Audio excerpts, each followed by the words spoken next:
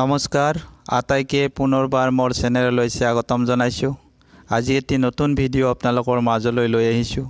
আজিৰ ভিডিঅ'টোত আমি আলোচনা কৰিম আসাম পুলিচে অনলাইন সেৱাৰ কাৰণে যেটো পোৰ্টেল মুকলি কৰিছে polcitizen.assam.gov.in অথবা আসাম পুলিচ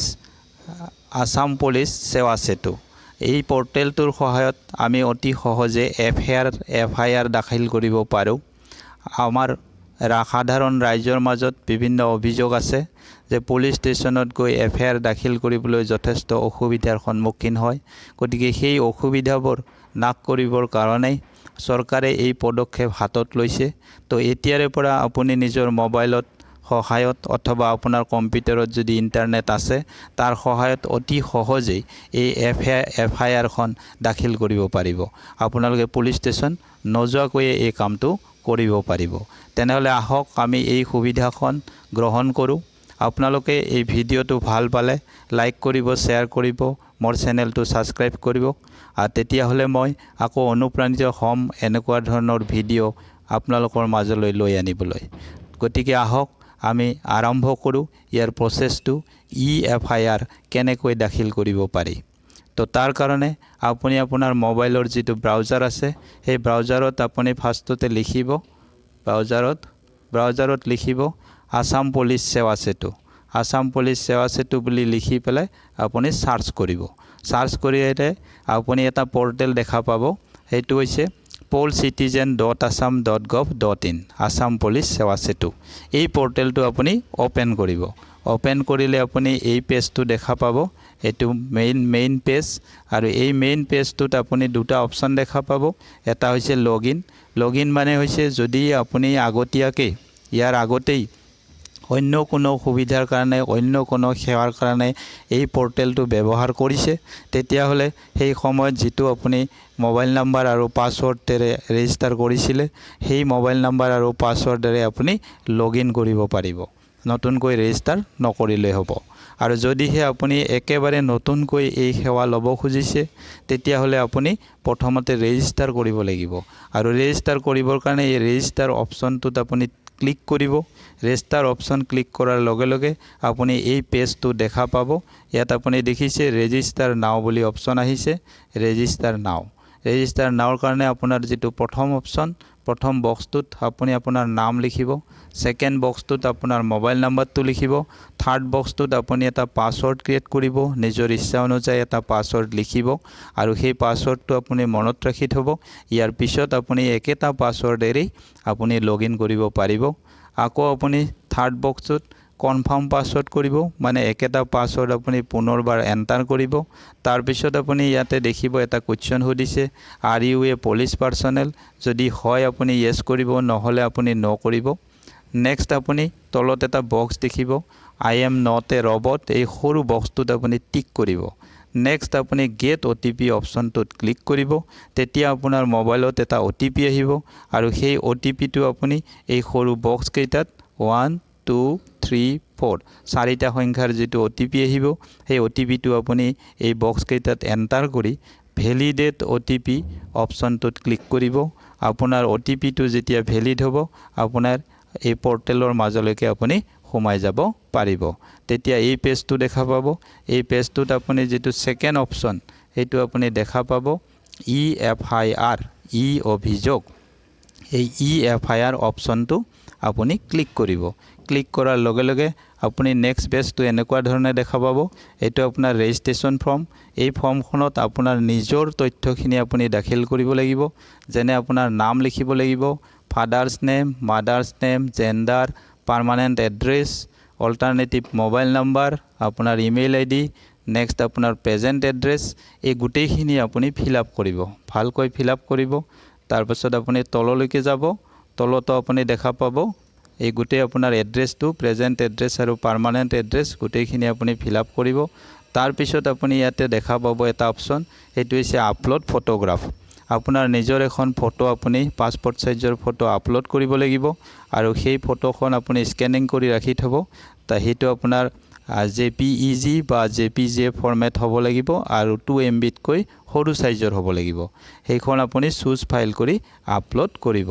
তাৰ পিছত লাগিব আপোনাৰ আইডি প্ৰুফ আইডি প্ৰুফৰ কাৰণে আপোনাৰ driving licence voter card passport Aadhaar card বা গভৰ্নমেন্টৰ আপোনাৰ আইডি যিকোনো এখন আপুনি স্ক্যানিং কৰি আপলোড কৰিব তাৰ সাইজটো আপোনাৰ 2 MB তকৈ কম হ'ব লাগিব হেতু আপুনি চুজ ফাইল কৰি আপলোড কৰিব তাৰ পিছত তললৈকে আহিব ইয়াত এটা সৰু বক্স দেখিব আপুনি I hereby admit that the information furnished is the correct true best of my knowledge and belief এই সৰু বক্সটোত আপুনি টিক কৰিব নেক্সট আপুনি সাবমিট এণ্ড ৰেজিষ্ট্ৰেশ্যন অপশ্যনটো ক্লিক কৰিব এইটো ক্লিক কৰাৰ লগে লগে আপোনাৰ নামটো ৰেজিষ্ট্ৰেশ্যন হৈ যাব আপোনাৰ ডিটেইলছখিনি এই পৰ্টেলত ৰেজিষ্ট্ৰেশ্যন হ'ব তাৰ পিছত আপুনি অভিযোগটো বা FIR খন আপুনি দাখিল কৰিব পাৰিব নেক্সট আপোনাৰ এই পেজটো আহিব সাবমিট এণ্ড eFIR এতিয়া আপোনাৰ যেটো ঘটনা যাৰ এগেইনষ্টত আপুনি FIR দাখিল কৰিব সেই বিষয়ে আপুনি গুটেইখিনি লিখিব লাগিব ফাৰ্ষ্টটো দিছে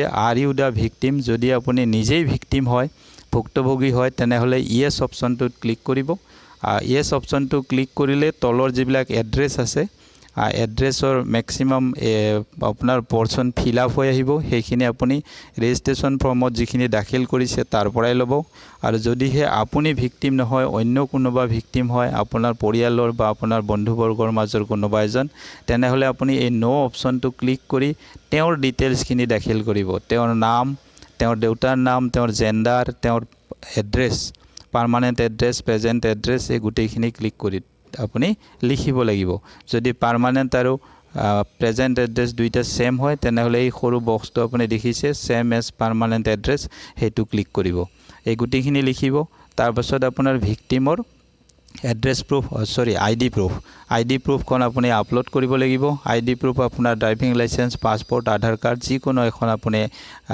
ডকুমেন্টস আপলোড কৰিব লাগিব হেতু চুজ ফাইল কৰি প্লে আপলোড কৰিব লাগিব এইটো আপোনাৰ JPG বা JPG format less than 2 MB হ'ব লাগিব এই গুটেইখিনি আপুনি ফিল আপ কৰিব ফিল আপ কৰাৰ পিছত আপুনি তললৈকে আহিব তললৈকে আপুনি দেখা পাব address mainly present address permanent address এইখিনি আছে এই গুটেইখিনি আপুনি ফিল আপ কৰিব তাৰ পিছত আপুনি তলফালে আকৌ আহিব তলফালে দেখা পাব আপোনাৰ eFIR আপুনি যেটো সংক্ৰান্তত FIR খন দিব খুজিছে তাৰ তথ্যখিনি দিব লাগিব নাম্বাৰ 1 আছে টাইপ অফ কেছটো আপোনাৰ কোন ধৰণৰ কোনটো ধৰণত পৰে আপুনি এটো স্ক্ৰল ডাউন কৰিলে বিভিন্ন অপচন পাব তাৰ ভিতৰত যেটো অপচন আপোনাৰ ক্ষেত্ৰত প্ৰযোজ্য হয় সেই অপচনটো আপুনি সিলেক্ট কৰিব নেক্সট আপোনাৰ আছে ডিস্ট্ৰিক্ট অফ অকাৰেন্স অফ ইনসিডেন্ট যেটো যিখন ডিস্ট্ৰিক্টত যিখন জিলাত আপোনাৰ এই ঘটনাটো ঘটিছিল ইনসিডেন্টটো হৈছিল সেই জিলাখনৰ নামটো লিখিব নেক্সট লিখিব লাগিব সেই জেগাটো আপোনাৰ কোনখন পুলিশ ষ্টেচনৰ অন্তৰ্গত হয়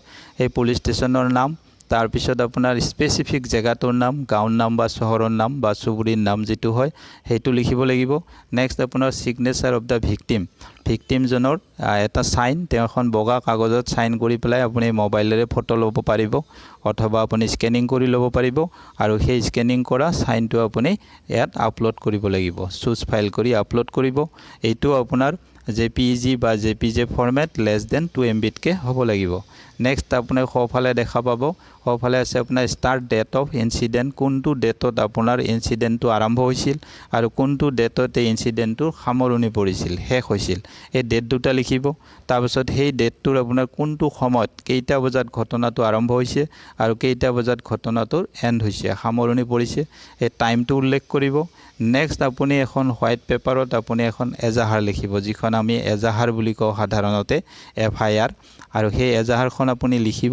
লিখি পেলাই আপুনি মোবাইলেৰে ফটো মাৰি অথবা স্ক্যানিং কৰি সেই এজাহাৰখন আপুনি আপলোড কৰিব এইখন হাতে লিখা যিখন এজাহাৰ অথবা আপুনি কম্পিউটাৰত টাইপ কৰিও ফটো মাৰি ল'ব পাৰে তাত সাইন কৰিব তাৰ পিছত ফটো মাৰি আপুনি এইখন আপলোড কৰিব এইখন আপোনাৰ JPG বা JPG ফৰমেট আৰু লেছ দেন 2 MB সাইজ হ'ব লাগিব নেক্সট আপুনি দেখা পাব ইয়াত এটা বক্স আছে তাত আপুনি লিখিব লাগিব ডিটেইলছ অফ eFIR আপুনি যেটো সংক্ৰান্তত FIR খন লিখিছে বা দাখিল কৰিব যিখন আপুনি এপ্লিকেশনত যেটো ঘটনাৰ কথা লিখিছে যেটো অভিযোগ আপোনাৰ আছে সেই অভিযোগখিনি আপুনি ইয়াতে ডিটেইলছত পুনৰবাৰ লিখিব আপুনি এপ্লিকেশনখনতো লিখিব আৰু এই বক্সটোতো আপুনি যিমানখিনি সম্ভৱ হয় ডিটেইলছত লিখি দিব লিখাৰ পিছত আপুনি তলফালে আহিব এটা সৰু বক্স আছে আই হিয়াৰ বাই এডমিট ডেট এই সৰু বক্সটো আপুনি টিক কৰিব আৰু সাবমিট অপশনটো ক্লিক কৰিব সাবমিট অপশন ক্লিক কৰাৰ লগে লগে আপোনাৰ এই FIR খন বা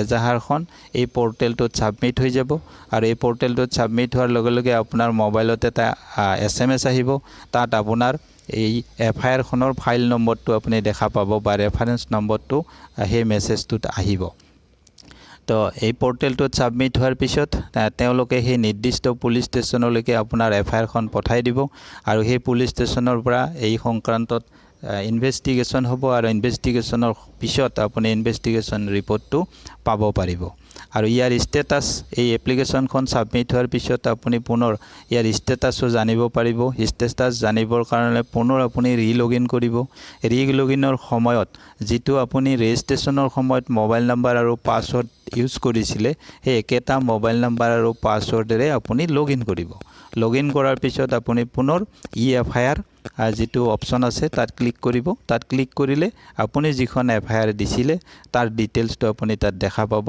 FIR নাম্বাৰ দেখা পাব আৰু কোনটো পৰ্যায়ত আছে কোনখন পুলিশ ষ্টেচন বা কোনজন অফিচাৰৰ হাতত আছে সেই বিষয়ে ডিটেইলছ কিনি আপুনি দেখা পাব তো এনেকৈ আপুনি অনলাইন যোগে মোবাইলৰ সহায়তে অভিযোগটো দাখিল কৰিব পাৰিব আৰু মোবাইলৰ সহায়তে আপোনাৰ FIRৰ এজাহাৰৰ যেটো ষ্টেটাস সেইটো জানিব পাৰিব গতিকে আশা কৰো এই ভিডিওটো আপোনালোকৰ যথেষ্ট দৰকাৰী হ'ব যথেষ্ট উপকৃত আপোনালোকে হ'ব পাৰিব চৰকাৰে দিয়া এই সুবিধাটো আপোনালোকে ঘৰতে বহি নিজৰ মোবাইল বা কম্পিউটাৰৰ সহায়ত অতি সহজে ল'ব পাৰিব পুলিশ ষ্টেচন নযোৱাকৈ আপুনি এজাহাৰ বা অভিযোগ বা eFIR দাখিল কৰিব পাৰিব তো আশা কৰো এই ভিডিওটোৱে আপোনালোকক যথেষ্ট সহায় কৰিব আৰু এই ভিডিওটো যদি আপোনালোকে ভাল পায় তেনেহলে লাইক কৰিব শেয়াৰ কৰিব কমেন্ট কৰিব আৰু মোৰ চেনেলটো সাবস্ক্ৰাইব কৰিব তেতিয়া হলে মই আগলৈ এনেকুৱা ধৰণৰ ভিডিও অনাৰ কাৰণে অনুপ্ৰাণিত হ'ম আশা কৰে আপোনালোকে অনুপ্ৰাণিত কৰিব আগলৈ এনেকুৱা ধৰণৰ ভিডিও লৈ অনাৰ প্ৰতিশ্ৰুতিৰে আজি এৰিছো ধন্যবাদ